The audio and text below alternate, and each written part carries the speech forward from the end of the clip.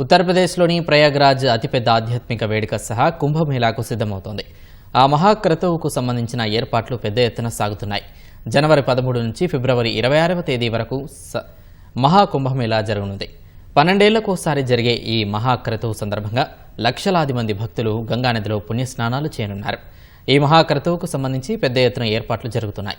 ఎలాంటి ప్రమాదాలు జరగకుండా రోబోటిక్ ఫైర్ టెండర్లను ఏర్పాటు చేస్తున్నట్లు అధికారులు తెలిపారు. 200 అగ్నిమాపక కమాండోలను కూడా సిద్ధంగా ఉంచనున్నట్లు చెప్పారు. అత్యవసర సమయాల్లో సిబ్బంది చేరుకోలేని ప్రాంతాలకు వెళ్లేందుకు 3 రోబోటిక్ ఫైర్ టెండర్లను ఉపయోగిస్తున్నట్లు తెలిపారు. ఈ రోబోలు మెట్లు ఎక్కడంతో పాటు మంటలను అదుపు చేస్తాయన్నారు. 35 మీటర్ల ఎత్తు నుంచి నీటిని స్ప్రే చేసే ఆర్టిక్యులేటింగ్ వాటర్ టవర్లు, అత్యాధునిక సాంకేతిక పరిజ్ఞానంతో కూడిన కెమెరాలను ఏర్పాటు చేస్తున్నట్లు అధికారులు తెలిపారు.